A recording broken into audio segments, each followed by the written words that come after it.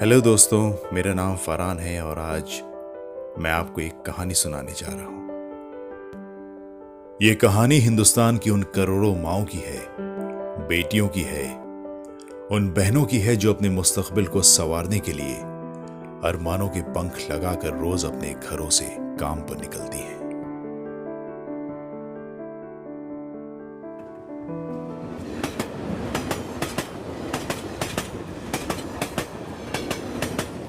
रुबीना का रिजर्वेशन जिस कंपार्टमेंट में था उसमें तकरीबन सभी लड़के ही थे।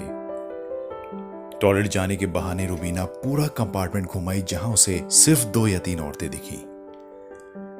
यह सब देखकर उसका मन एक अनजाने खौफ से कांप सा गया। पहली बार अकेले सफर कर रही थी तो इस तरह की घबराहट जायज थी। आखिरकार खुद को इत्मीनान देने के लिए वो चुपचाप अपनी सीट पर मैगजीन निकालकर पढ़ने लगी। पास ही लड़कों का झुंड जो शायद किसी कैंप पर जा रहा था, उनकी हंसी मजाक चुटकुलों से रुबीना की हिम्मत और टूट रही थी। रुबीना की घबराहट के बीच अनचाही सी रात धीरे धीरे उतरने लगी। तभी सामने सीट पर बैठे लड़के ने कहा, हेलो, मैं जावेद। और आप? रुबीना ने डरते हुए कहा, जी मैं। कोई बात नहीं, नाम मत बताइए। वैसे कहां जा रही हैं आप? रुबीना ने धीरे से कहा, इलाहाबाद। इलाहाबाद का नाम सुनकर जावेद चौंक उठा और बोला, यह तो मेरी नानी का घर है, तो इस रिश्ते से आप मेरी बहन लगी।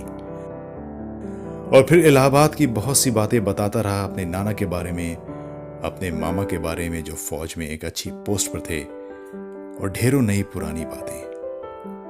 रुबीना भी धीरे धीरे नॉर्मल हो गई और उसकी बातों में इंटरेस्ट लेने लगी। रुबीना रात भर जावेद जैसे भाई की महफूज साए के ख्याल में सोती रही।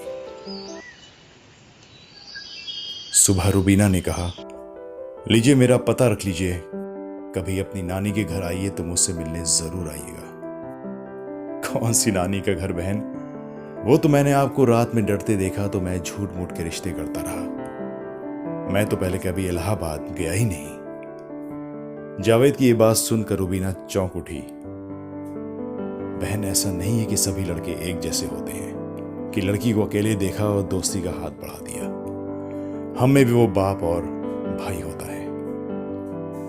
ये बात कहकर जावेद ने बहुत प्यार से रुबीना के सर पर हाथ रख दिया। रुबीना जावेद को देखती रही जैसे कोई अपना भाई उससे विदा ले रहा हो। रुबीना की आंखें भीग चुकी थी और तभी जाते जाते जावेद ने रुबीना से कहा, और हाँ बहन, मेरा नाम जावेद नहीं राजेश है।